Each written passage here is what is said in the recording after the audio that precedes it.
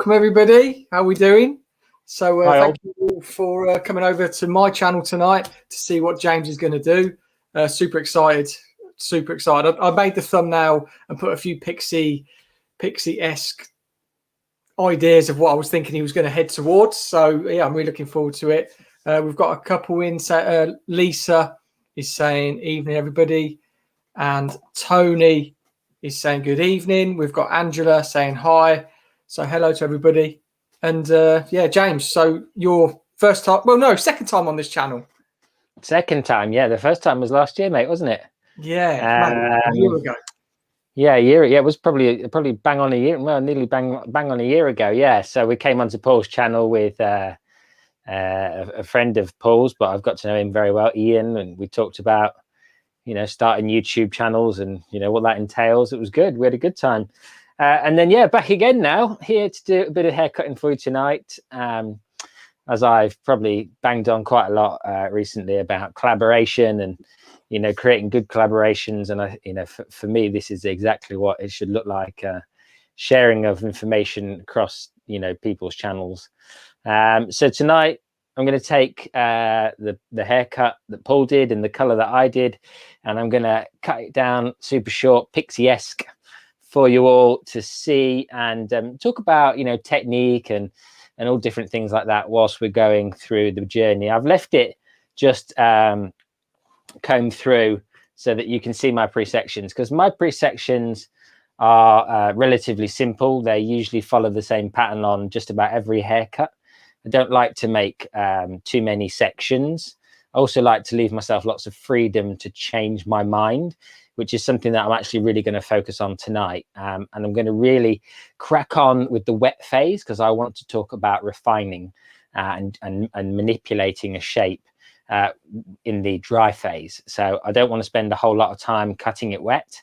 And when I'm in the salon, I'm working, I'm doing haircuts on my clients, I do about 50-50 of the split the time about 50-50 between wet and dry. So for me, the dry phase is probably where the haircut comes to life. So it's very much going to be about, you know, manipulating this haircut on the dry end, because everybody's seen people cut pixie cuts. You know, I'm not going to go through and, you know, do a really kind of boring basic pixie cut. I want you to see the kind of creative process that I would go through if I was going to create something unique and different. Perfect, mate. I can't wait to see it. Been buzzing for it. So good evening, everybody who have joined us. So we've got Georgie, Gary, John, my mum, Suzanne, we've got Tina, we've got Karen, we've got Stacey. So hello, everybody. I'm going to come to the side. James is going to do his thing. Get all your questions in. I'll throw them at James, and if I can answer as well, we'll have a little debate. But yeah, mate, let's get into it. Good stuff. Right then. So I'm just going to drop in a really simple pre-section. I've prepped the hair with a cutting lotion. I'm using Man United. I like to just use a bit of a prep spray when I'm cutting hair, just for keep the comb gliding smoothly through the hair. Now the comb I'm going to use primarily to pre-section, most definitely the side of the comb. I will use the thick end of this comb with the hook section. This is just a comb from a company called Behave, but I always use combs that have got this hook. I generally use kind of YS part combs. I'm avoiding using this one because it's the only other comb I had at home for ages until they sent me this one for free, which was nice. It's got a tooth missing, and that's my pet hate. Someone thought I did it deliberately, but I actually don't. It's just I didn't have another comb at home. Right then, so what we're going to do is we're going to split the hair through the parietal ridge. So the parietal ridge is, where is the parietal ridge? Drop it in the comment section down below. Where is the parietal ridge? While you're doing that, I'll tell you, for the essence of time, the parietal ridge is the bone above the ear. So we're going to drop the comb onto the head as if we're finding the high point. We're going to drop it at a 45-degree angle, and where it touches down, that is the center of the parietal ridge. The next thing we're going to do is place our comb where we want it to run. We're going to put our finger on the tip of the comb, and then we're going to draw a line pressing on the tip of the comb all the way down and through to the back of the occipital bone just here. So comb the hair then straight up from that point, straight up towards the sky, separating the two sections that you just created. And then I'm going to come from this point at the back and do exactly the same thing, but I'm going to comb the hair forward. So this hair is going to be combed forward just like that. We're going to then come from that point and we're going to aim to travel towards the same area on the front hairline through the center of the parietal ridge that we came from previously. Now we can double check for balance. I'm slightly off, so we do need to adjust slightly, and you'll be able to see that this side is fractionally higher than this side is. So I just need to make a quick adjustment. Once we've got our section in, we can adjust really easily. Just go back in, check for balance. Happy with the balance, comb it all forward towards me, clip it up like that, just out the way, nice and neat. So I've got something that is really nice and simple to work with. Voila. We've got a little question that when you come to the nape area, mate, just to explain it. So John's asked, hairlines, when the hair grows low into the nape, into the center, do you leave it longer and heavier, or do you go short into the hairline? Good question. And actually, Carter, if we could save that question until I actually get onto the hairline, and then I'm really going to kind of unravel hairlines and stuff like that and how we can manipulate them for creative or practical purposes. Cool. Any other questions, mate? So we've got Lisa, who can't wait to do a pixie cut when we're finally allowed back into the salon. We've got Tina, who really struggles with short hair cutting. So if you want to elaborate, Tina, then hopefully today we can help you. And John Carter has just said, brilliant. Good stuff. Right, let's make sure we are super in focus. Good stuff. Right then, bit of close-up action, just so you can see exactly what's going on. Now, what I'm going to do is I'm going to start in the front. Does it matter if we start in the front or the back is the question that lots of people ask me when I'm cutting hair. And the truth of the matter is yes and no, okay? What will happen is if we start in the front, the tendency will be that we slightly over-direct the hair towards the front because of the nature of taking a section in the front. But that is just a tendency. If we're very, very diligent and we make sure we pull the hair straight out from the head, square like this, okay, it makes no odds whatsoever. It is just a tendency to pull the hair forward and therefore start to build up a heavier, more graduated shape. If we start in the center back, the general idea is then we pull the hair out squarer and we'll build up a flatter shape as we travel forward. So the over direction that we would generally create by starting in the front hairline will enhance our finger angle, and therefore we're going to create graduation, long to short. But it just depends on what you do with your finger angle and your sections. In the instance of cutting this, I'm going to show you from the side here.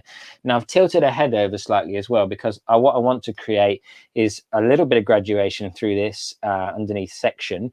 And it's easier to just cut a square line with the head tilted over than it is to tilt my fingers back like that with the head shape up like this. This is my wrist is already under tension. So save your wrists, get your hand to put their head over, and then just work in a much more relaxed square position. So I'm going to build up shape from this point to there. So we're going to have a 2 inches of graduation in this build up of this shape. But as we work through the shape now, what I'm also going to do is I'm going to disconnect my perimeter.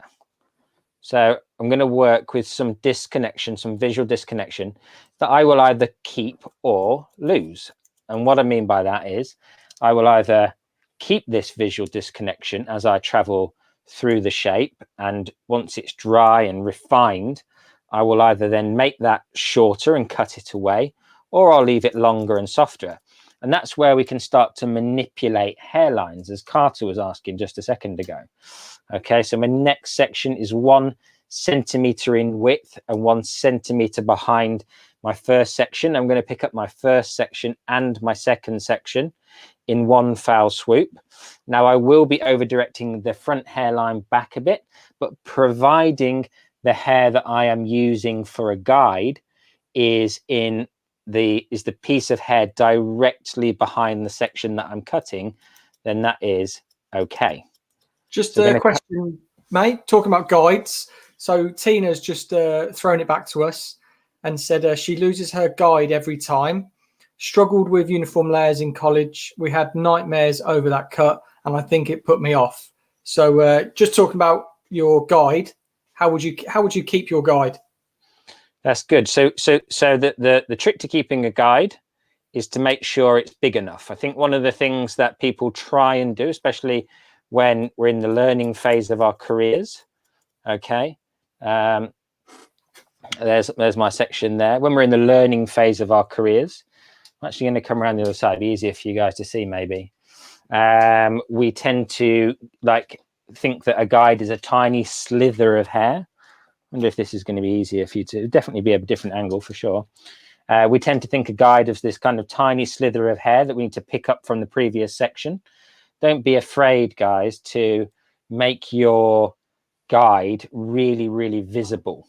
Okay, really pick up a lot of hair from the previous section and really make sure that we can see our guide. And I don't know if the quality on YouTube is going to be good enough to be able to see that guide, but I've picked up loads of hair, but I'm only going to cut to the very last piece of hair from the previous section. Okay, and remember also I'm cutting only down to just past my second knuckle. Now, once I've cut a few sections, I'll then go in and just cross trek my section. Cross-check my section and make sure that there's only dust to remove. There's barely anything to remove. This hair I'm going to leave on, this disconnection through here, because I'm going to decide what I want to do with that lot later. Could you just put the mannequin head into the screen, into the middle a little bit more, please, mate? Yeah, perfect. Yeah, good. Yeah, perfect. The piece that you're working on right now is what Tina says she really struggles with. So, yeah, it's ideal. The picture quality as well, mate, is levels better. Good. Perfect. So we've got ourselves nice clean section from the previous section here. That's the section we're working off of. Okay. We're going to pick that section up and some of the previous section. We're going to make sure our body position is directly, because I'm pulling the hair straight out from the head. My body position is directly in line, and I'm going to then cut to the length of the section that I cut previously. I'll show you one more time. Pick up this section, hold it in my fingers, pick up the previous section. You can now see my guide is there, very clear. I'm going to come right to the edge of that guide, so I know that I'm not going to cut shorter, and then I'm going to come through and cut down towards my second knuckle. And remember, we're leaving on this disconnected area, but as we travel into the back, the disconnection will need to travel further down in towards the nape area. So again, body position directly behind my section and cutting down and leaving this as a disconnection so we can decide what we want to do with it later. We will lose hair here unless we do something about it, because this is where the hair density changes from this point to that point. We will lose hair, but I want a pixie cut, so I'm going to cut this away anyways. It's okay. But if we wanted to retain hair here and have like a bob-esque outline, we would have to disconnect the hair further up. But it's a pixie cut, it's not a bob, so it doesn't matter. Okay. We're looking for angles. Perfect. So we're going to keep moving through these back sections, vertical sections, 1 centimeter in width, gathering the hair up, cutting a square line with our fingertips just square straight up towards the ceiling, which is going to build up a tiny bit of graduation in our shape. Okay, just a little bit of graduation in the shape so that we're not cutting completely around the head shape. Again, remembering to disconnect the hairline as we work through the back. Another vertical section, pick up this section, pick up the previous section, keep your finger angles square. Make sure that before you cut the hair, that you can visibly see your guide. If you can't see it, just get more of your guide from your previous section, because that's the thing, right? When we see a lot of people cutting hair, it's as if it's like a magic trick. And I'll show you what you'll see a lot of, especially on people who what I call unpractical precision. There's practical precision that is just really beneficial and useful, and then there's unpractical precision, where they will then take all this hair away, and they'll be in like this, and you'll see them, and they'll be like a sniper, you know, trying to find their section. Yeah. Now that's all right. That's okay. That means that they're going to have no finger marks from over direction, because one of the things that you can obviously get when you pull the hair out, it looks like a McDonald's sign because of the over direction from pulling this hair into that section. What we need to bear in mind is that when we pull the hair, and I'll keep cutting as I talk, as we pull the hair straight out from the head shape, okay, we are diligent in remembering that we are pulling this hair straight out, straight back to you, like so. We're not over directing that hair unless we're doing it for practical reasons, okay? So you can see on that section, it's coming straight out from the head shape. We are doing that deliberately to ensure a flat shape. And obviously my finger angle is determining that I'm going to create a little bit of graduation at the top. I don't want tons of graduation at the top because I'm going to visually blend in the top. I'm not going to cut it in to the shape classically, but that's okay because we don't have to do classic things now. We're moving on from classics and we're doing things that are practical. So make sure our finger angles, as always, that our hair is coming straight out from the head, and then we're not cutting much past that second knuckle. Really important. Why is it really important not to cut past your second knuckle? Somebody tell me in the comment section. Why is it important not to cut past your second knuckle? Couple of questions. So John Carter's asked, could you not section off the areas first that you're going to disconnect? You could, John, but it's more of a visual fluid thing than that. And what you tend to get when you create subdivisions and disconnections is that you lose the organic nature of what I want to create. I want to create something that is organic through the edges. And so therefore it doesn't 100% matter whether every single section is cut to exactly the same point. But then again, it more or less is anyway, because it's just sort of by nature. I know exactly that I'm going to cut to that point, and then I'm going to do it again. I'm going to cut to that point. So I'm cutting to kind of finger's length every single time. Does that make sense? So yeah, you could subdivide your sections, but I want to create something sort of organic and undone and fluid. And when you put pre-sections in, you know, you tend to then work to those pre-sections, which is fine. But if you're looking for something that's a bit whistleless and a bit more natural feeling, those pre-sections can end up hindering your process a little bit. I've been there, done both. And I find that if I want to create something very, very structured and hard and very geometric, then yes, I probably would subdivide these sections off. But if I want to create something a bit softer and a bit more lived in, then definitely don't pre-section them off. Cool. Jade has asked, is this going to be a layered pixie cut? Yep. Yeah, it's definitely going to have some layers in that top section. I'm just trying to work out. Yeah, it's definitely going to have some layers in this top section. Can you see it? Yeah, you can see that. That's good, isn't it? Yeah. Yeah. Okay, perfect. So, yeah, you're going to have layers through that top there. And then we're going to keep everything kind of, you know, just really gentle and soft in terms of the overall, you know, because when someone says to me, pixie cut, I don't know about you. What do you, Paul? I'll tell you what I think, but Paul, I'd love to hear what you think when someone says pixie cut. Yep. So, well, it's something short around the edges. Definitely the perimeter for me, when you're talking pixie, is something nice. Sorry. And just to jump in, by the way, everybody that says not enough tension, bang on. I'll tell you why in a minute after Paul's gone in. Okay.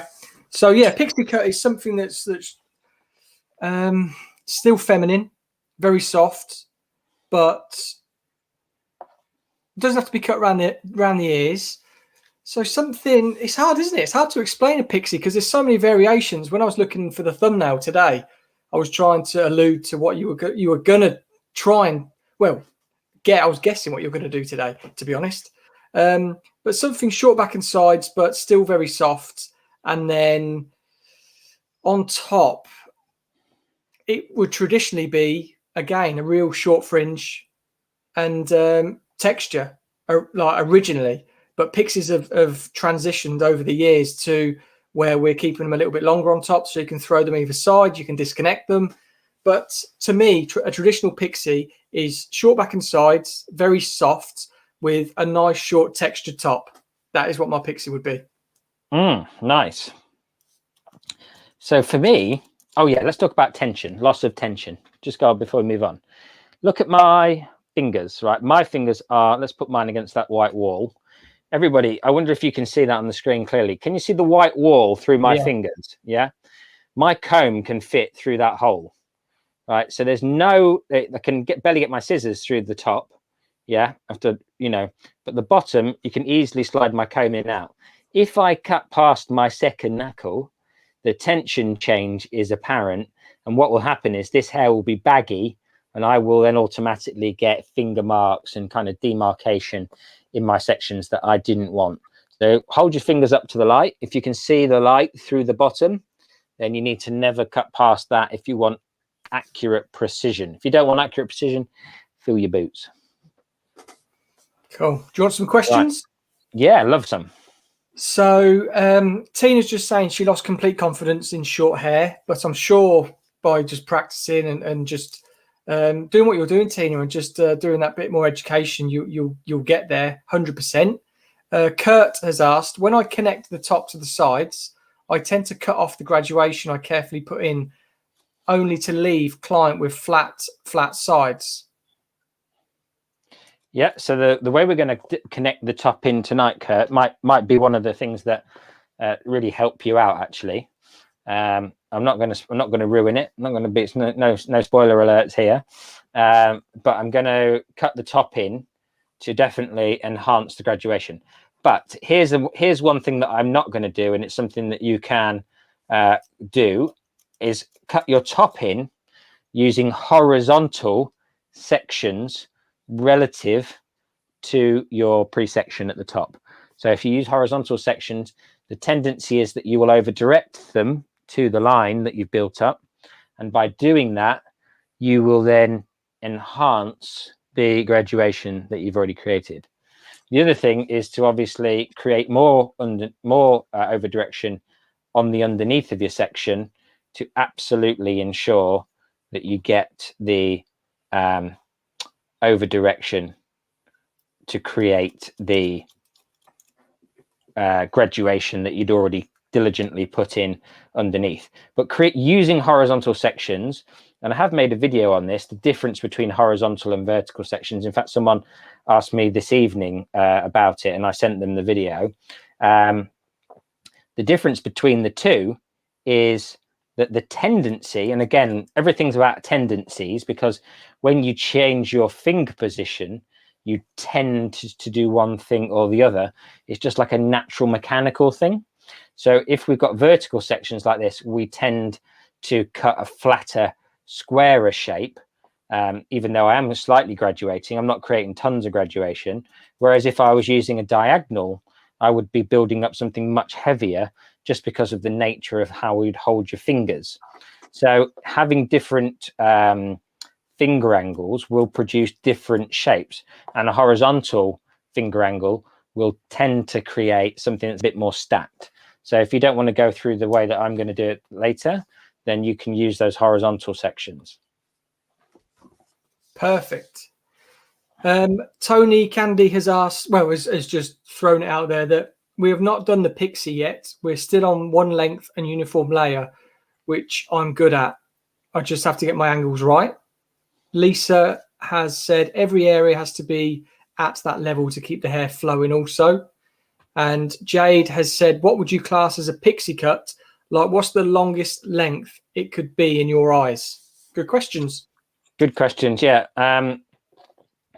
Well, I mean, to answer the latter one, which is probably the one that's got the most question-esque, if you will. The latter one, I'd probably say for me, and something that I was a pixie cut for me is just something I always think pixie. Yeah, the actual creature, you know, the mythical creature, a pixie. They tend to have soft, wistful, loose, textured pieces around the hairlines. You know, when you look at a pixie, you know, when we're there, yeah, they can be tight and neat and all that, but it's kind of, they're kind of softer. We've got the kind of twiggy Sassoon pixie cut engraved in our minds, you know, that was kind of geometric and neat and, you know, that kind of thing. But when I actually think about pixie, the word pixie, or the mythical creature pixie, I automatically conjure up this idea of something that's a little bit more gentle. It's got a very short, you know, very short hair in it. That, you know, the idea of it being kind of the more masculine shape that we kind of tend to create now, for me, doesn't necessarily make sense. So I don't know if anybody's au fait with the Vidal Sassoon haircut, the Greek goddess, one of my all-time favorites. And it's sort of loosely based on Julius Caesar's haircut, but it's obviously on a feminine. I've actually done a video on it on the channel before, and one of my clients has a very similar thing on her hair. But, you know, that Julius Caesar haircut, cut like in its purest form, would be savagely brutal. But when it's cut in a more kind of gentle formation, you know, we're going to get something that's more feminine, more easy to wear. So, you know, I think pixie cut for me has been sort of encapsulated by, you know, what we saw Twiggy wear. But the reality is, I think it's probably, for me, should be a little bit softer, because Twiggy was a very unusual looking woman and she could wear anything she wanted. Whereas the rest of the world probably needs something that's a little bit more looser and a little bit easier to wear. Hence why I think, like you said, Paul, that they've moved on a bit and they've gone a bit softer and a bit longer through the top.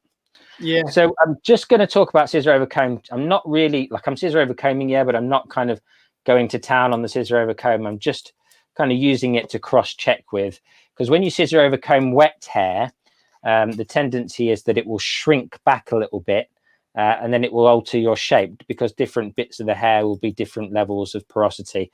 But instead of going through section by section, picking up the hair, I just tend to use scissor over comb to just cross check as I go, to see if I've built up any extra weight, especially in the areas like at the back here where the two back side sections have met. You know, it's really, really useful to kind of come in here and just, you know, lightly scissor over comb through these areas, just to ensure that you've created something that's a little bit more even. I will go over it again once it's dry. We've got a great question from Karen to do with just that, mate. So I'm going to bring it up on screen. Could you use clippers for this part of the cut? Yeah, you could use clipper over comb for sure, for this point in the haircut. I would always be kind of, because we've got this disconnected outline, I'd always be dubious to kind of go in with the clippers too hard, because I want to leave that for, you know, creating softness and, you know, being able to manipulate the haircut a bit later. But yeah, you could definitely use clipper over comb to sort of dust over. But again, I would do that dry, generally speaking. As I say, I was just kind of checking the haircut rather than changing the haircut. Does that make sense? So with this particular haircut, what I'm going to do now is, through this front area, I'm going to take vertical sections, pull it all out square, and I'm going to cut in a fringe. And then once I dry it, I'll then connect in. So I'm literally going to cut that in, and then I'm going to dry the head, because, as I said, I wanted to get the wet phase in fairly quickly. Plus, I'm quite a quick hair cutter. You know, I used to work in an environment that, you know, we used to only have 45 minutes, and we had to work to you know, a very specific standard. We had art directors that were, you know, busting our what's its, and we still only had 45 minutes to get everything done, shampoo, you know, consultations, everything. So I became very efficient at that point.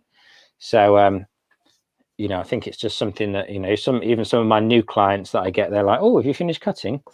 You know, I've actually finished your haircut, never mind finished cutting. I love that. See you in 6 weeks. Yeah. I get that all the time. I get that so often. In fact, in the last lockdown, I got a new client.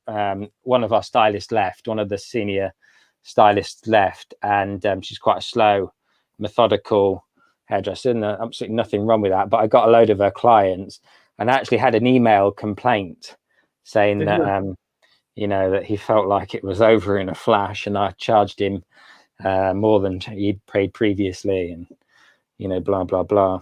But mate, you're paying for the haircut, you're not paying for my time, you know what I mean? Yeah, definitely. So Dave just asked, how long would a PIXIE take you both in salon? So like James just said, he's a very quick cutter.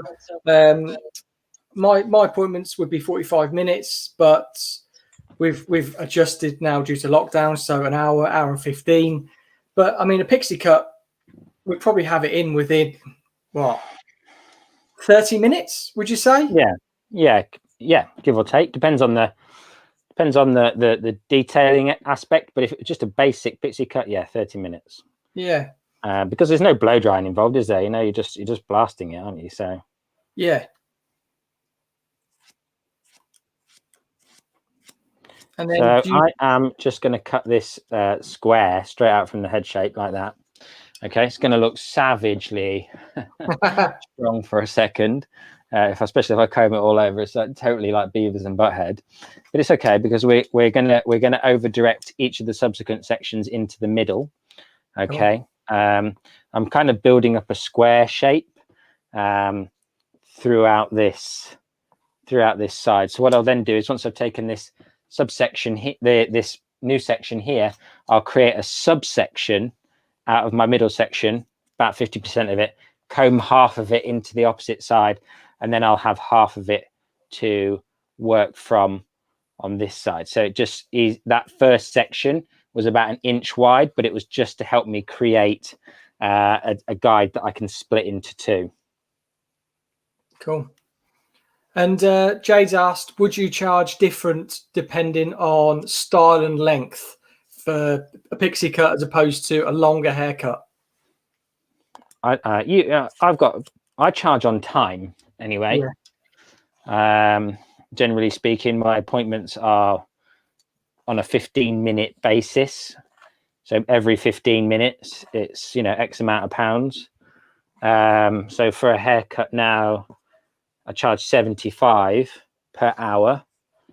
And then, you know, if it takes 45 minutes, you know, would take the 15 minutes off that price.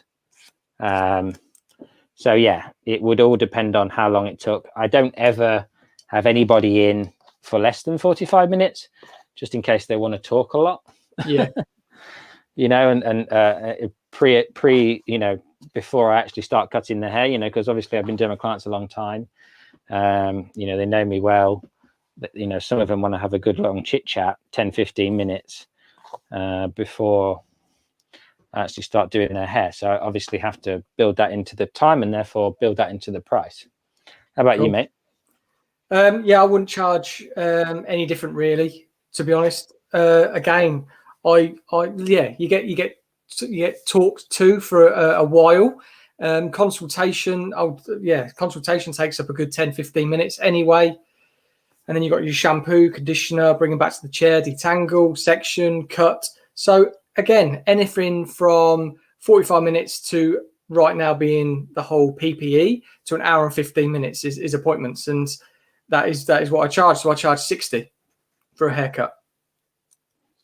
Yeah. So Janet Beeler, she's saying, I'll bring it up on screen. I'm actually making the big chop on Friday. I'm 56, chubby, and I'm tired of blow drying and using flat irons every day. I don't care much what others think. I'm actually excited. Well, you should be. it's so liberating to Yeah, get. why would you be worried about other people? Yeah, definitely. I think it's just amazing. Like, you'll be sitting in the chair. Just make sure the advice that we would give you is just have a good consultation, find a good length, whether it be jaw, whether it be cheekbones, softening around the eyes, anything that you can really consult with your stylist and make sure it's going to be perfect for your face shape and everything like that. Then yeah, go for it.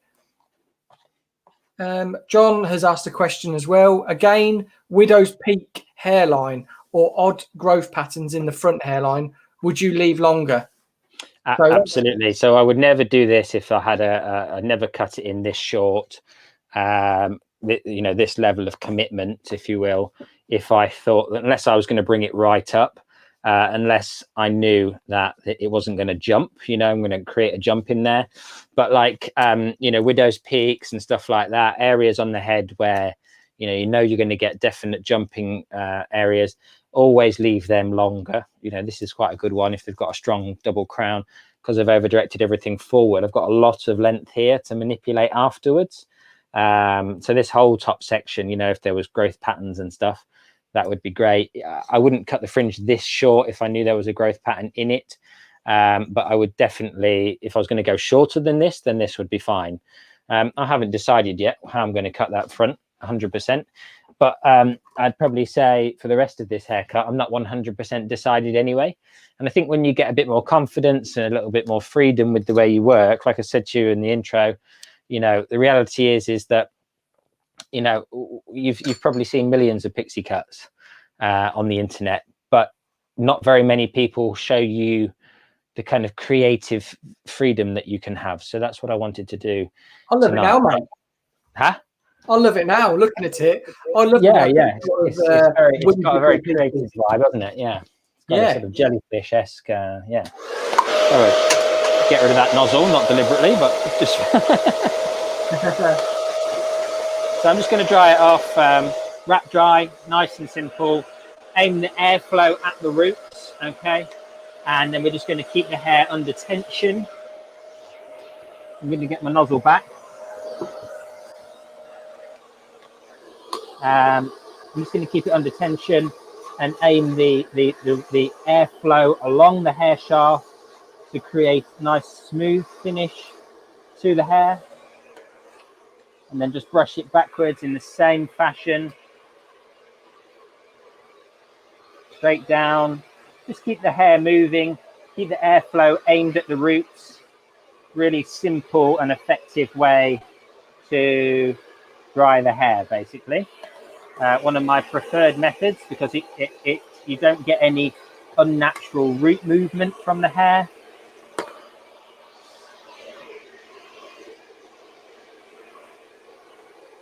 Nice, looks great, mate. I love the colour coming through. I don't think you can hear us. Just wrap drying for me is probably more than 70% of what I do on a day-to-day basis. I do a bit of blow drying, but most haircuts that I do, I wrap dry, because I don't want, unless I know they're going to blow dry the bejeebers out of their hair at home, I want to see it in natural fall, so I can manipulate it in natural fall.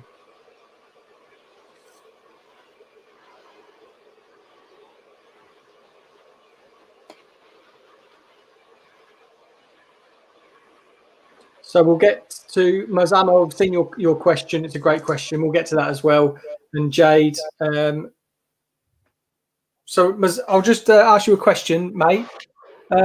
Mazama has asked, so curly hair always, I'll bring it on screen so you can see. Curly hair has always been a challenge. Can you please tell me what is the best way to blow dry and style the hair?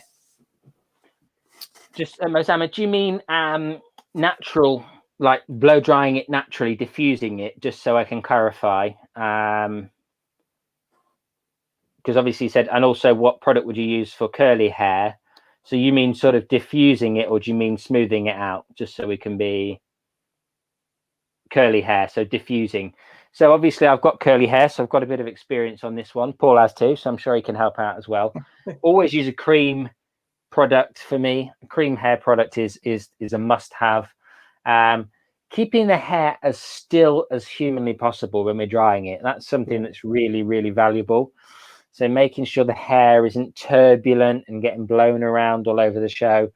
The stiller you can keep the hair, the more natural it can dry, the better, effectively. The better the results will be when you come to the finished result. Because I think one of the things that we obviously are used to, maybe from perming days and drying, scrunching to bring out the curl in the hair. But with natural curly hair, for me, it's literally leave it alone as much as humanly possible. I use a YS Park diffuser bag, which I've got in a couple of my videos and linked in the description on all my videos. It's a bag that you put on the end of your dryer, and it slows down the airflow and heats up the air. It's absolutely fantastic in my opinion, and because it just keeps the hair nice and still, we don't get any of that frizz turbulence on the hair. But getting the right product, and it's, for me, it's always a cream based product, distributing that through damp hair and letting the hair dry as naturally as possible. What are you thinking, mate?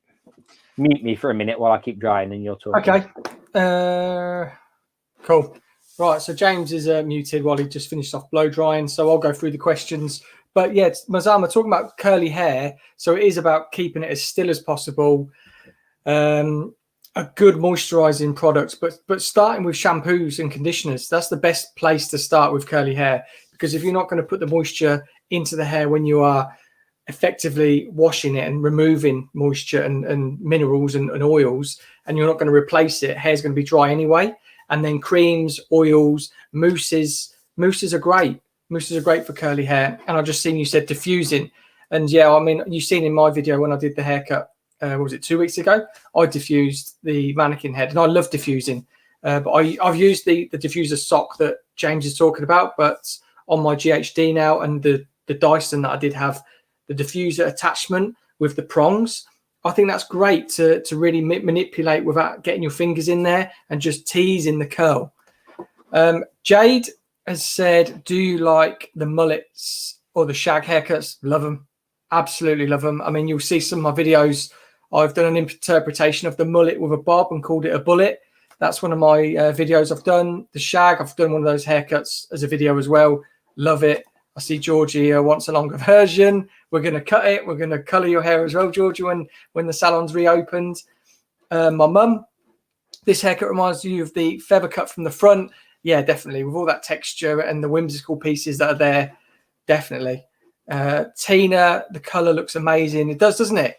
I mean, I don't know what I'm going to do next week with the colour, to be honest. It looks great. Mazama's just agreeing, yes, diffusing and thanking.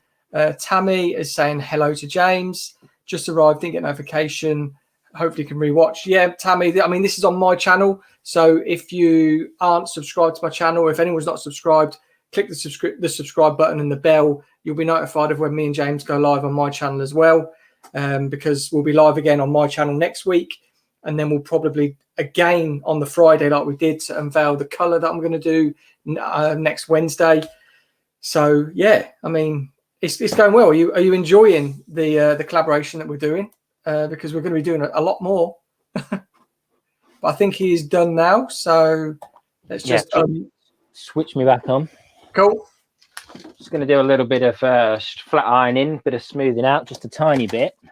I don't want to lose the texture in the haircut, though. You know, that's one thing that you can do when you flat iron a haircut like this, is that you kind of end up with it being too smooth. So I'm going to show you how I avoid making it too smooth as well.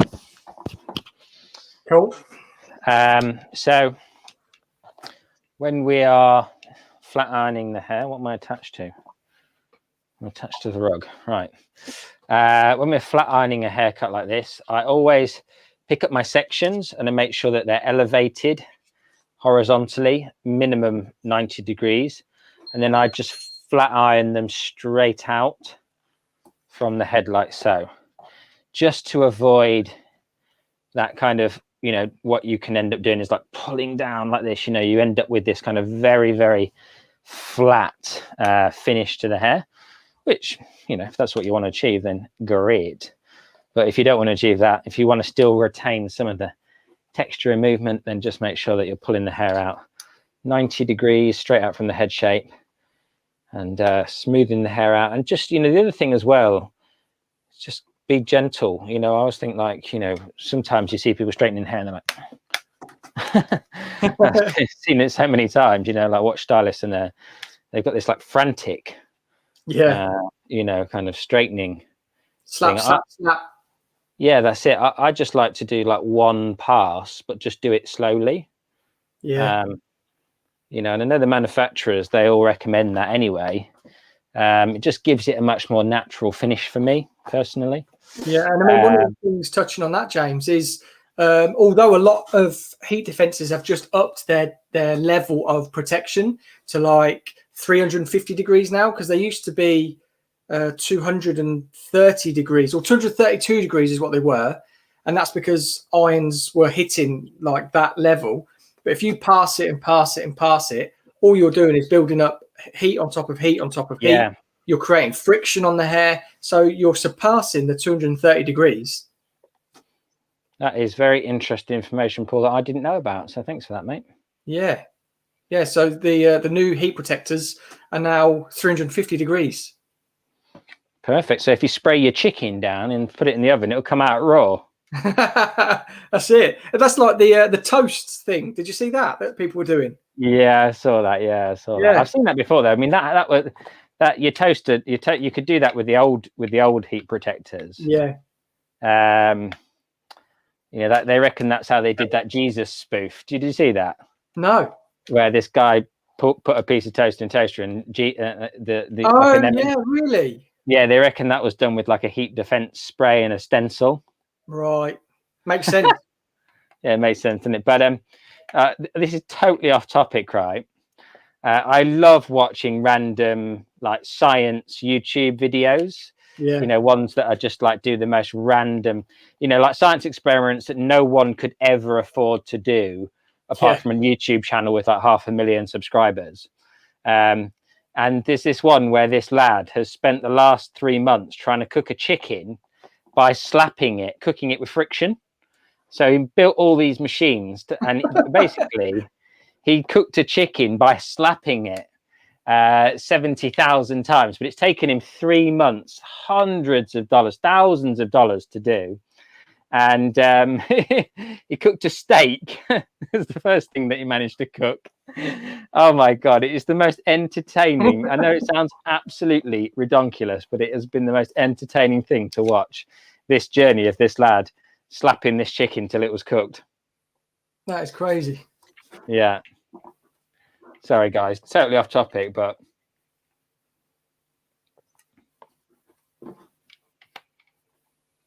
I asked the guys if when you were blow dry, mate, if they were liking the collaboration that we're doing, because I was just saying that I'm going to be doing it again next week, and then we'll probably do an unveiling, and then I don't know, we've got some other ideas that if they want to see, then more than happy to bring it to them. Yeah, absolutely. Yeah, we enjoy. I've like really anticipated doing this today. Like, you know, like it's like I would do like a full blown show. Yeah. And it's actually, you know, because obviously we've been in lockdown and God knows what, and shows are all cancelled and everything's off. And I mean, not that I do Fashion Week anymore, but you know, the same feeling that I had today, like anticipating this live tonight, was the exact same feeling that I'd get if I was going to do a full blown, you know, show. So it's actually, for me, it means a lot to me, actually, in a really strange way. Not in strange. I know it's not strange, really, if you think about it. It makes perfect sense. But you know, the sort of slight bit of pressure, the little bit of nerves. You know, it's wonderful, guys. So I'm so pleased you guys. I didn't see what anybody said, but I'm pleased that Paul asked that question, because it has crossed my mind. You've obviously, you know, come back time and time again, so there's a certain degree of validation that you've been enjoying it. But yeah, I mean, it's one of those things for me. It's like really just a highlight of my week now. Yeah, definitely. I mean, what have we got to do? I mean, we do obviously film YouTube videos twice a week, or sometimes more. We do our lives, and that's it. I mean, we're normally on our feet all day, every day, and now our anticipation is these lives to make sure we're going to give you the information that's correct and that you want, basically. Yeah, good, well said, mate. Jade Right. asked, how did you get the colour on the block? So, Jade, if you go over to, I'll link it in the description below after this. It's over on James's channel. So last week, James did a colour on the mannequin, which is this. And then the week before, I did the haircut, which was like a textured lob haircut. And then on next Wednesday, I'll be doing the colour on this mannequin. And then on the Friday, we'll do an unveiling. So if you subscribe to James's channel as well, you'll be able to go and see how he did the colour, because it's a great colour. I love it looking at this pixie cut as well. Yeah, it's worked with the pixie cut, hasn't it? Yeah, the colour, yeah. Yeah, I had the colour in mind, you know. I knew I was going to wear it all forward. Yeah. Because obviously, you know, your haircut was sort of determined that in a lot of ways, you know. So what I like about this journey is every haircut was really dictated, or every style was dictated by that very first haircut, because you know, what I did after that had to be a certain way. What I've subsequently done has to be a certain way. So before I move on, just before, don't kick my mannequin head across the room. Can you see I've just created, through that disconnection, this kind of, you know, pixie point, I like to call it, you know, but lovely, you know, just soft and loose. And I've just worked it in very, very visually. So now we're going to go into this back section. There's a lot of weight, a lot of length, but we're going to do exactly the same thing. So I'm just going to see if I can raise her up a little bit. I don't think I can. Why can't I was looking at this earlier. I can't understand why I can't make it higher. Oh, there we go. Just got a question from Christos. Does the pixie fit any face shape? And just touching on that, Christoph, it will be down to what you decide to give your client, basically. I know the mannequin heads are set out to be sort of like a perfect face shape, and we can really go to town on it. But when you're looking at somebody's, if they've got a wide face, long face, square head face shape, heart, oblong, anything, you're dictating, just being a professional, what you're going to either maintain lengthwise or what you're going to cut off. But I'll let James. Yeah, exactly that, mate. I mean, look, I think when you've got certain face shapes, you have to manipulate the pixie cut for it to work, you know? Yeah. So if you've got a very thin head, you know, and you put a comb on the side of their head and it's like flat, you know, that dictates that you don't want to cut something that's high, you know, so it doesn't be really tight on the sides and big on top, because you're just going to make their head go straight up. Yeah. You know, so you might want to build up a bit of shape, a bit more graduation. You might want to go horizontally, build out something that's a bit more stacked. So you might obviously then sort of push it away from a pixie cut a little bit, but you know, or you could do something similar to what I'm about to do, which is, you know, there'll be a disconnection here, and this hair is going to be soft over the top of it. So it's kind of obviously just manipulating it to suit your client's face shape and needs. And it's really, really kind of super important that you can have I think you can have a pixie cut on just about anybody, providing we sort of change some of the parameters of how you're going to go about it. So what I'm doing here, guys, is just literally creating this bespoke hairline.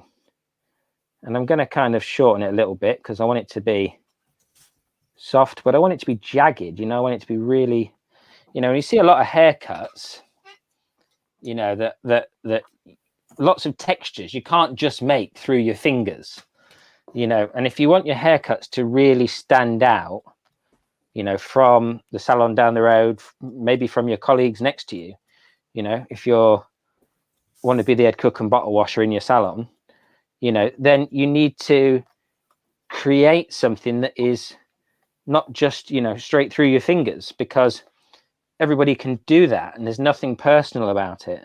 So for me, like when I'm working, you know, the personalization phase of every haircut is so massively important to me.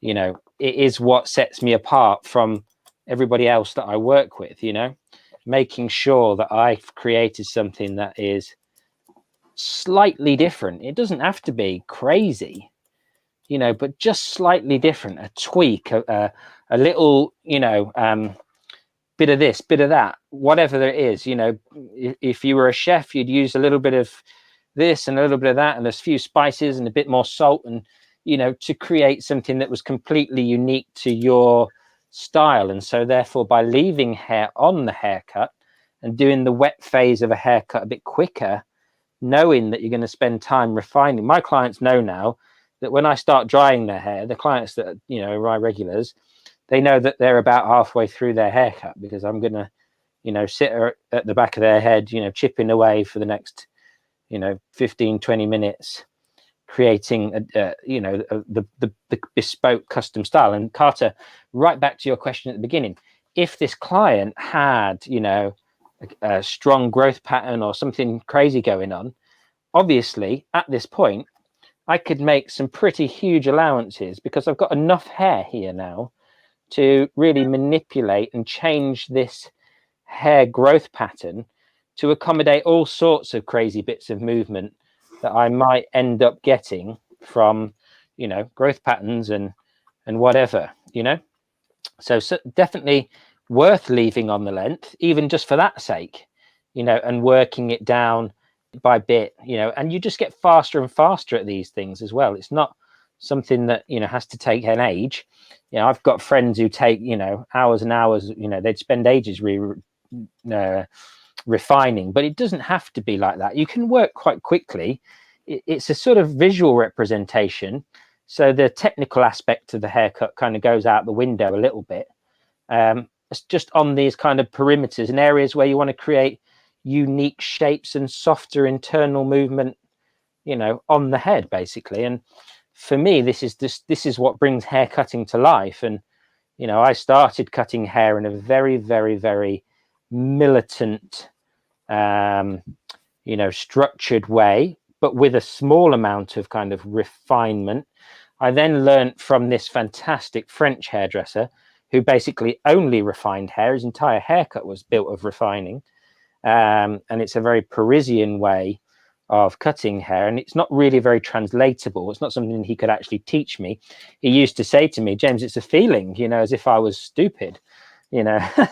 But, you know, I eventually, after watching him for months or years, you know, I started to incorporate some of that feeling that he described into, you know, my own work. Now I'm nowhere near as good as he was at that particular kind of way of refining, but I just sort of mashed it up and made my own, you know, version, if you like, of said natural manipulation of hairlines and texture and all those kind of things. And, you know, scissor over comb, again, by the way, guys, if you're going to change the shape, make sure that you do it at this point in the dry phase, just lightly scissor over comb. I mean, I could do this for hours, of course I could, but then it becomes impractical. It becomes unusable in a salon environment. And the last thing I ever want to create is something that's unusable. I only ever want to create usable things that you guys can watch, go away and use. So spending the next, you know, 45, 50, 60 minutes refining this would just not make sense to what I try and achieve with my techniques. Cool. But it is, I mean, you were just saying about the feeling, and it's down to experience as well, isn't it? It's down to really understanding hair, and you just get more and more of yeah, just the more you do it, isn't it? You know, it's the more you do it, and I know what he means now, because I can explain this better than he could. But it is just like, you just get this vibe for it. You just kind of start to understand what you want to create with the looks, what you're trying to achieve right from the get-go. And you know, it just starts to come together much faster. But until you start doing it, you know, then it always feels really intimidating. And just, you know, your client, you might feel like, well, my client might think it's a bit weird that I'm just, picking up bits of hair and just trimming it off. And I tell you what, the best way to get around that, if a client ever says that to you, you say to them, if I asked a artist to draw me a picture, they wouldn't just start on the picture. They would sketch in the outlines of the picture, then they would shade, and then you would get a finished result. Well, my wet hair cutting is my sketch, and this is me shading. And they automatically get it, and they just leave you alone, Yeah. They just let you get on at that point. They're like, all of a sudden, you've become an artist to them, which is just never a bad thing, is it? Like you've gone from hairdresser to an artist. Yeah. And, they automatically kind of, you can just see this kind of relaxed look on their face. They're like, oh, he's an artist. Yeah. But I mean, that's great. That's, so be it. I am creating something, I might have the title hairdresser, but it doesn't mean to say that I'm not, manipulating and creating something bespoke to that individual's head. Yeah. And I think it's really important that we kind of emphasize that to the clients. We sort of sometimes, this is a classic thing for me, right? When we're charging our client at the end of the day, the bill comes in or whatever, and then we feel a bit shy by it, at the end of the day, we've just worked our absolute socks off for them, because I don't imagine anybody that's watching this wouldn't be working their socks off to really kind of, get what the client wants in terms of a result. And then we're embarrassed to be, we're charged for it. Now, I can think of many industries where, that they do hardly any work, and then they charge you a fortune for the privilege, and I think to myself, we are by nature people pleasers. So we've worked our chuff off, and then we're embarrassed to say how much it is all going to be. Yeah. And I think to myself, if we describe ourselves in the right terms, artist, technician, whatever you want to be called, then, you deserve to be paid, for that work, Yeah. Any definitely. questions, mate? Yeah. So we had Yanis and Tony. They were saying about if mannequin heads, they want more curly ones or they want ones with different face shapes. And this is something I come across when I did my color contour course with Redken. But I teach it now with I teach a version of it with Joico. I got the delegates, the learners on the course to blow up balloons to create different head shapes, basically, and to learn to use the balloon to sort of whatever they blew the balloon up to, they were going to use that as their head shape to then create it on a mannequin head. But yeah, I know what you mean. Mannequin heads need to be varied. But Mazama has, Tony said, very good advice, James. Thank you. Mazama said, I've watched the Pixie cut videos on your channel. They are so easy and good. The way you explained it, it was very helpful. Yanis, so yes, I know, but he wants more loose curls, Caucasian, but he'd love some Afro hair experience. John has said, oh, amazing. Yeah, that's cool. Afro hair. Perfect, yeah. Just got it. Oh, have you? Yeah. John has said the fluidity of the cut reminds him of the YouTube site Hair Trendy. It looks very good. Tony, because there's no heat coming off the mannequin head, how long would you leave the color on for without ruining it? So manufacturer's instructions, unless you're lifting, highlighting, bleaching, balayage, hair health is what you go by. And if you think it shouldn't be on there, then don't bleach. But with colors, it's basically manufacturer's instructions. If you're working with a demi, 20 minutes. If you're working with a permanent, well, soon to be 10 minutes, but 35 to 45 minutes, depending on level and grey, the amount of grey. Is that on a mannequin head, she was saying, or was that just on general? So this was on a mannequin. How long would you leave it on a mannequin without ruining it? I process if I'm gonna like this, for instance, right? I went away Well, we came offline. Me and Paul were talking till midnight. Yeah. Yeah, I hadn't washed it off. I then went downstairs. I started editing, and at 2:30 in the morning, I washed it off, and it's beautiful. Yeah. It's soft as a baby's bottom. Yeah. But yeah, I wouldn't do that on a client. And you used 30 volt as well, didn't you? I use 30 volt. Yeah. I did a video once, right, guys? I'm going to let you into a secret here. A video that I never released, and I actually still have the footage from it.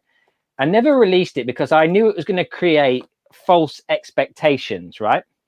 Now, any of you that watch my channel regularly, you'll know that I am a harvester of hair, right? I take their clients' hairs, yeah? I cut them off people's heads. I say, can I keep them? Or just sweep them up and don't say anything, right? And then I take them home and I practice coloring hair on them. So one day I thought to myself, I wonder how many times I can bleach someone's hair with that before it's broken. So I got a piece of hair, put it in a foil. Just guess, randomly guess in the comment section, how many times do you think I bleached that piece of hair before it was ruined? Let's hear what you think too, Paul. Yeah. I mean, it all depends on the level of which you started, but yeah, so it's just a level 6 piece of hair, okay. Bleach and 20 volume. All for manufacturer's guidelines, 50 minutes. All right, cool. So 50 minutes and then times that by the amount of times you've bleached it before breakage. So yeah, so yeah, just how many times did I leave it on for 50 minutes before it was ruined? So I reckon we've got some numbers coming in now. So Gary said 9, Lisa said 3, Sandy said 5, Angela said 4, Tina said 5. I would go with, I don't know, level 6. Yeah, I'd go 10. Right. So what happened was, the reason I never made this video is because I thought it was going to create a false expectation. It was 15 times, and it was still in a condition that I thought was, what you would probably say highly sensitized. Then I got bored and I just left it on for 2 hours and it was melted. So I had spent 15 hours over the space of 2 days lifting this piece of hair. And I thought, if I make this video, people are going to believe they can lift their hair 15 times. Yeah, yeah. So I never actually put it out to the world. And I'm still, I must admit, confused by the results. Yeah. Because, was it virgin hair? Told me. Sorry? Was it virgin? Yeah, virgin hair, never coloured. Yeah. What my logic told me is what you guys have put, 5, 4, that kind of thing. No, 15 times I managed to bleach up that hair before it started to fall to pieces. Yeah. Which is an awful lot of bleaching by anybody's standards. That is ridiculous. Especially on repeat. Say again? On repeat, yeah. Especially one after the other. One after the other. So I thought to myself, Christ, if I make this video, people are going to be like trying to bleach their hair 15 times. Yeah, yeah. So I just from pure kind of, what's the word I'm looking for? Kind of, professionalism. Caution. Yeah, professionalism. I just thought I just can't make this video. Yeah. 2 days, 15 hours wasted. I didn't sit there watching it, but you know what I mean? It was like, yeah, I was still filming for that long. And I did time lapses for every one. Yeah. And I put it in a piece of foil, like clean film, so you could watch it process. And oh, mate, it was a disaster, really. But I don't know. It didn't really help. Does that make sense? Because I thought, well, really, can I bleach someone's hair 15 times before it falls off? Probably not. No, I know. But then you look at what we do professionally. So we'll have someone come in for highlights every, 6 weeks. And then overlapping does occur because we can't take it to that point, and then the bleach doesn't swell. We can't say that that doesn't happen. But so there is that. I know that's you did it 15 times back to back, which is very surprising. But when you look at the hair health of, you get some people where their hair is just super healthy no matter what you do to it. It is sometimes surprising. Yeah. I mean, I just didn't feel like it was going to be helpful, you know, to anybody to see that, you know, because I know with the videos that I've made about peroxides, you know, lots of non-professionals then watch those and utilize that information, which is fine. Obviously, I did a video recently about, you know, free information and misinformation and all that. Yeah.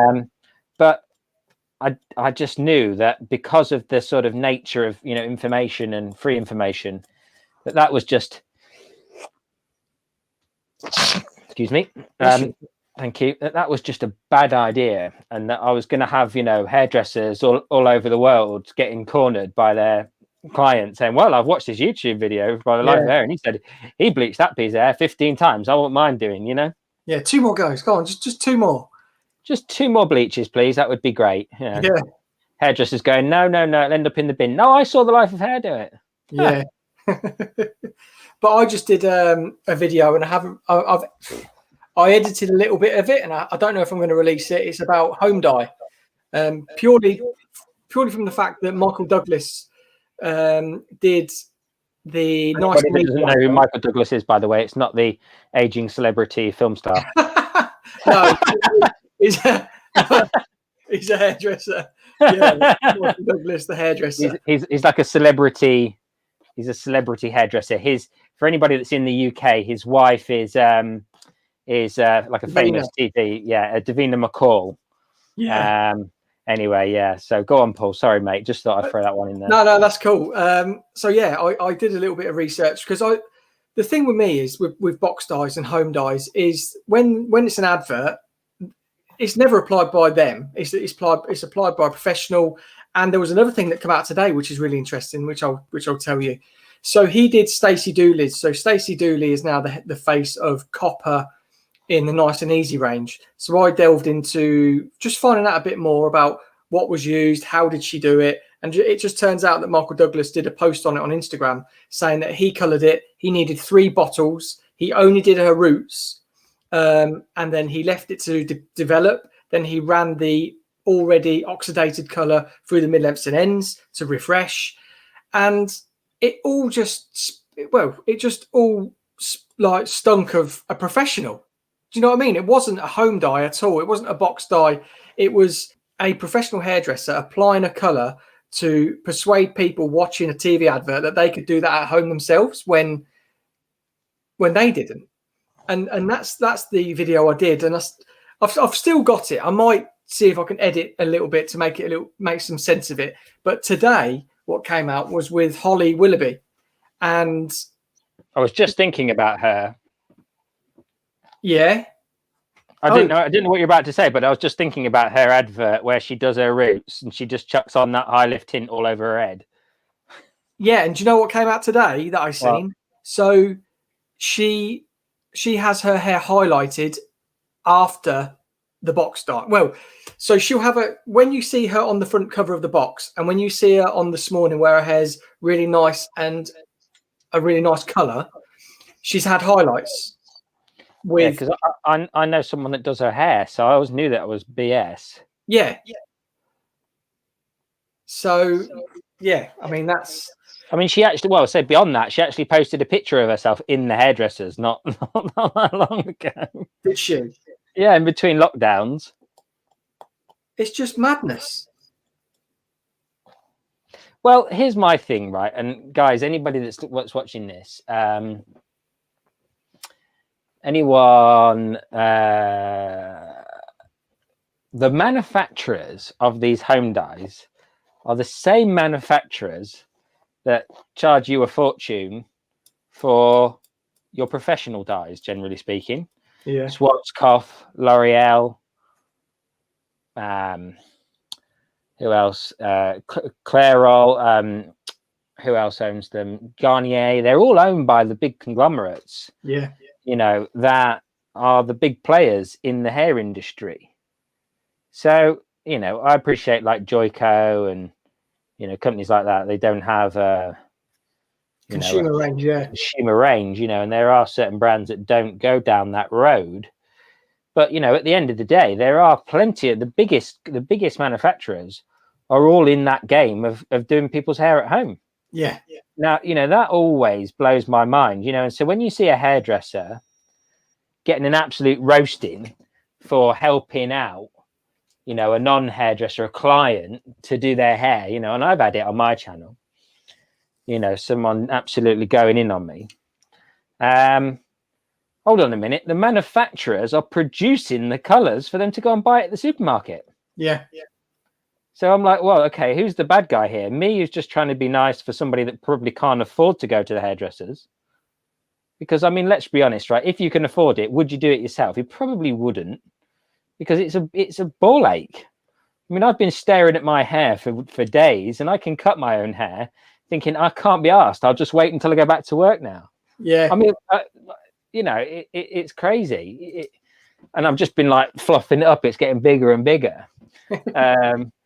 But I'm sort of enjoying that as well, you know. I don't know. I just think to myself, crikey, you know, you see all the Facebook posts out there where, you know, someone will go on a forum on Facebook and then get absolutely shot to bits. And I noticed like some of them are like, you know, the title, the banner in the Facebook ad thing now, it says like professional only, you know. It's like, all right, calm down. You know, people aren't coming on here to like rob hairdressers of a living. People just can't afford it, and they don't want to walk around with crap hair, so they're looking for answers through free information. And why wouldn't you? You know, I mean, there's loads of things out there for you know, that you can do yourself if you've got the time and inclination to do it, you know. And I think to myself, there's loads of jobs. I don't have to get a plasterer, a decorator, a car mechanic, anybody really, if I could be bothered to do it myself, because I can find the information out there. It's free. It's all out there. You know, I can replace the brakes on my car and the, you know, cook a Michelin star souffle and whatever I want, because it's all out there. But can I be bothered? No. Do I want to pay someone else to do it? Yes. You know, if I didn't have the money, would I be doing it myself? Yes. And that's the rules, you know. And I think to myself, crikey, just actually, you know what? The hairdressers that are going in on these clients are actually just exacerbating the negative reputation of hairdressing. Yeah. And they're actually doing more damage than they are good. They think they're protecting their professionalism, and they're actually not protecting their professionalism. They're making hairdressers look like swear words. Yeah. You know? Yeah, Gary has just brought up a good point. It infuriates me when one of my clients says, how come I can buy a Weller colour at the supermarket for £5? And yeah, I mean, that's what I did my video on as well. I've got a piece on it. The thing that infuriates me about it, I don't blame, like James is saying, I don't blame people for doing it if their budgets only allow to go and get a boxed colour. What really annoyed me, and they've just started doing it, if you see some of the new adverts, was the skin testing scenario. So yeah, it said it in little text, but no one ever read that to colour their own hair. And Michael Douglas said he used 3 bottles mixed together just to do Stacey's roots. He would have had to have bought another bottle to skin test her. So that's 4 bottles. They come in at £6.95 a bottle.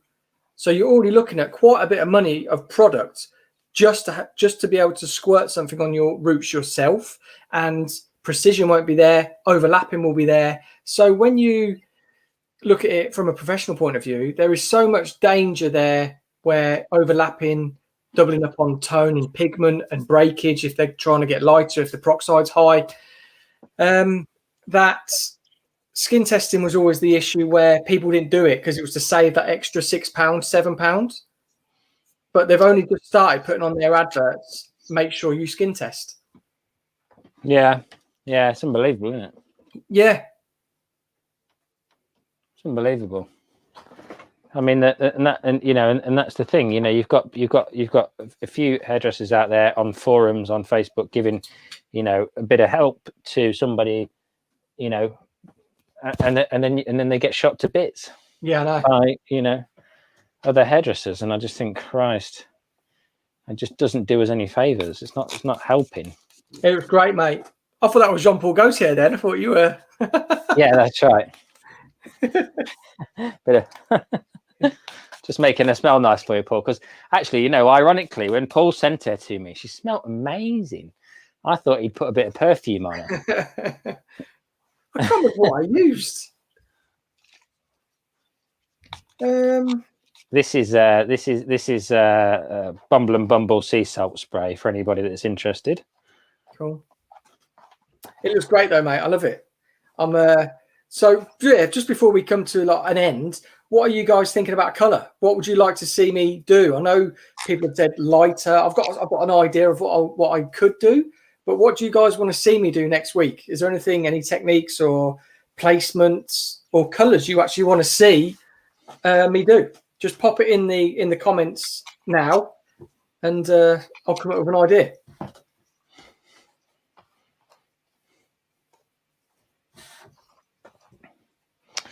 Right then, once I've finished styling it, guys, I'll give you a rundown from the top, and then give you a full-blown recap of where we took it, what we've done, how I refined it.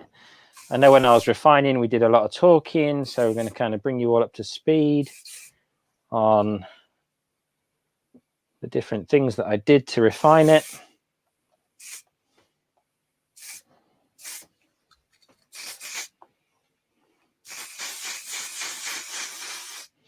And this is e-spray by Electric, for anybody that's wondering what this is. It's like a really dry, matte finish hairspray. Nice.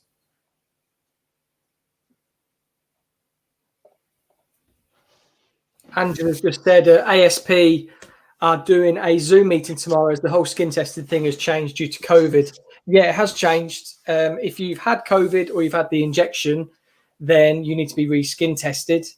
That's one of the things that's being told. And then there's other colour houses that are saying if it is less than 6 months, then they're absolutely fine.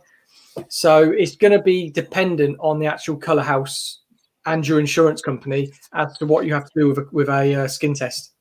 Yeah, so check with your insurance company is the big thing. Okay, guys, check with your insurance company what protocol they expect of you is going to be the biggest thing to do. So phone up your insurance company and say, I'm going to, start back on the 12th. What do I need to do to get my client skin tested and back up and running? Because the protocols that they set out are the only ones that matter if something goes wrong. Your manufacturer, yes, they will play a part in it. And also the protocol that you set out with your insurance company can be different to what the manufacturer recommends for obviously commercial purposes, providing your insurance company approves it. So if you said to your insurance company, I'm going to skin test once a year, then that's absolutely fine, providing that they give you the go ahead for that. Just for insurance companies is my best advice. Yep. Something bold. Holographic rainbow, some cool suggestions. 90s cap highlights. Yeah, I'm just going to do that. Just cap highlights, and then I'm done. Something unusual to flatter the cut. Perfect. Right then, so let's give you a quick rundown of the shape. So obviously you saw me cutting that.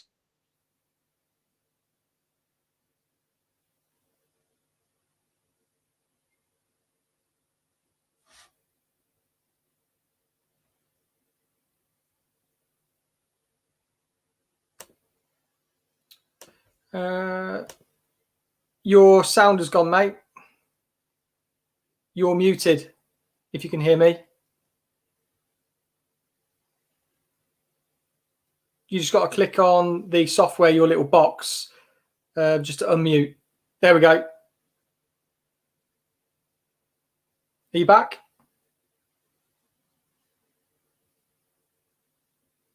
Not yet. Can't hear you.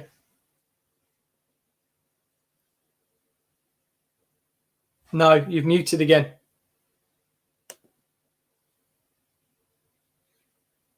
Can't unmute. Your mic isn't connected, it's saying.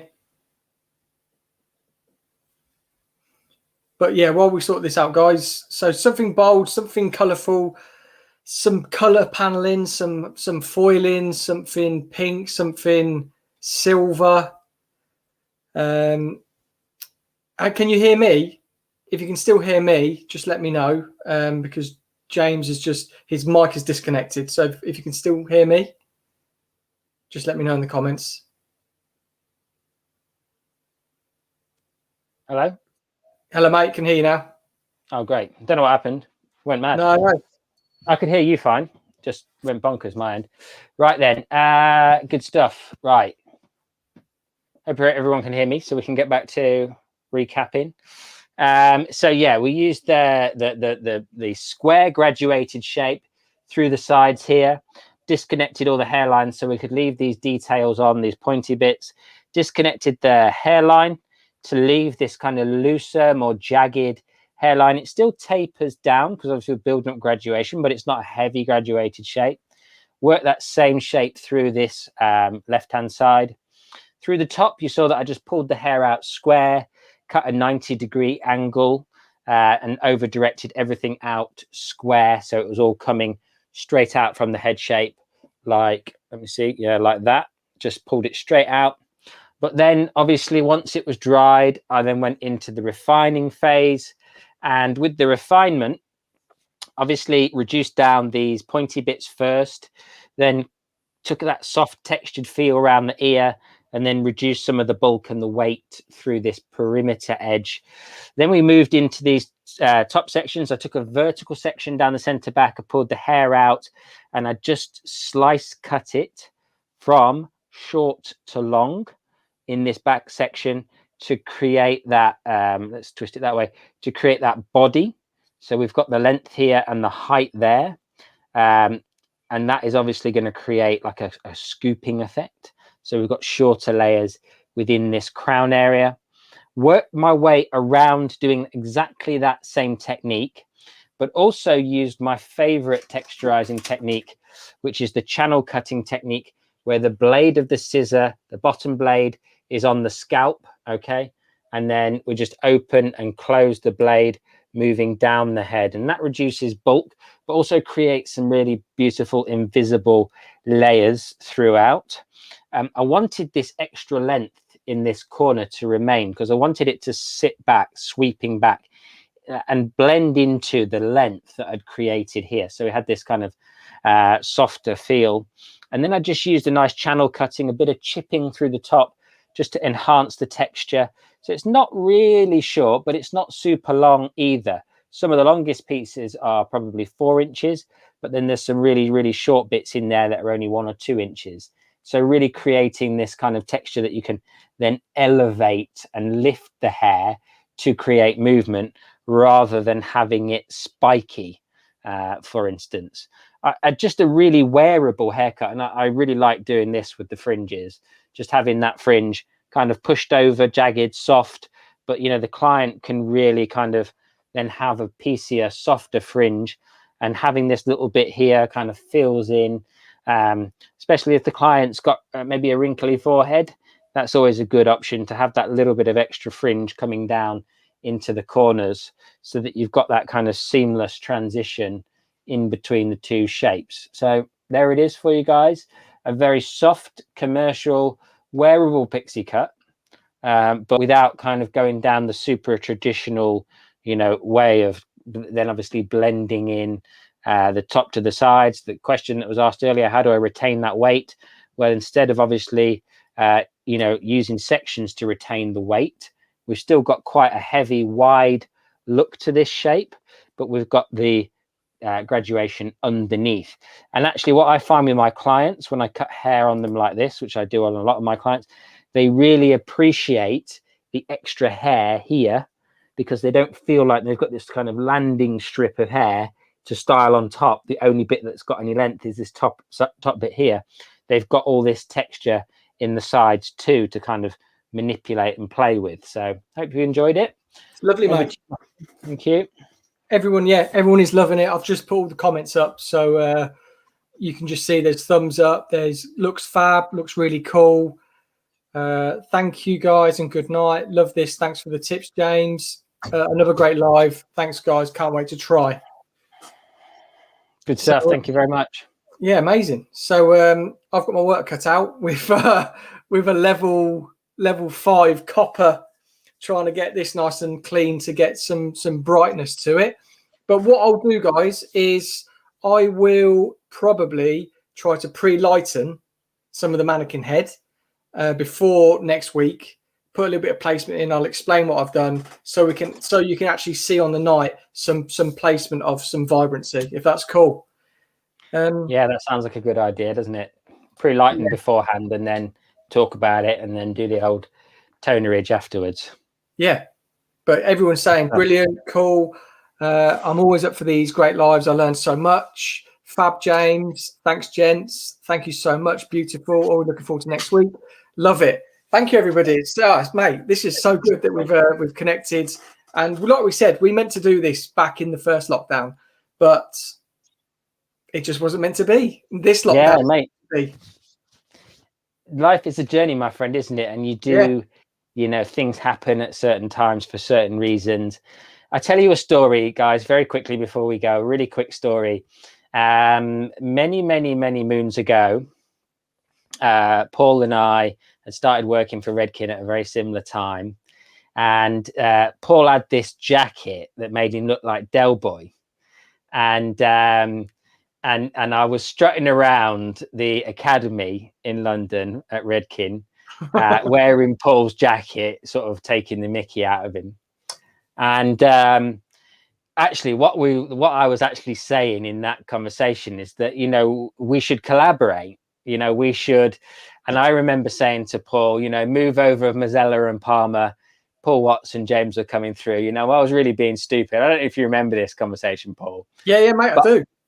But I knew back then that Paul and I would make a good duo, you know, a good pair to bounce off of each other. We had similar outlooks. We had similar vibes towards the hairdressing industry. And so, you know, the fact that we've come together all these years later, probably 7 years later, it feels like a bit of a sort of long-winded journey to have got to this point where we're actually really collaborating and doing stuff together. But you know, it wasn't meant to be before now, and it wasn't even meant to be 12 months ago. So I'm thrilled that it's happened, and it's been great. And I'm glad you guys have enjoyed it. I'm glad you guys have enjoyed it. And if you'd have asked me 7 years ago, by the way, would we have collaborated in this way, live on the internet with you guys? I'd have said, no way, Jose. It would just not have been a thing. But you know, the reality is that the world has moved on to a greater degree. And it makes collaborating like this mega easy. So that's fantastic. And I'm super thrilled. So same, mate. I'm glad you guys have enjoyed it. It's all about you at the end of the day. It's never about us. It's never about what we create, or it's about you guys enjoying it. So it's a massive pleasure for you to join us each and every week. And we'll see you in the next one. Yeah, we'll see you next week. 9 o'clock next Wednesday here. And I'll be bringing you a colour. So thank you all. And has James gone? We'll see you next week. Don't forget to subscribe to James's channel.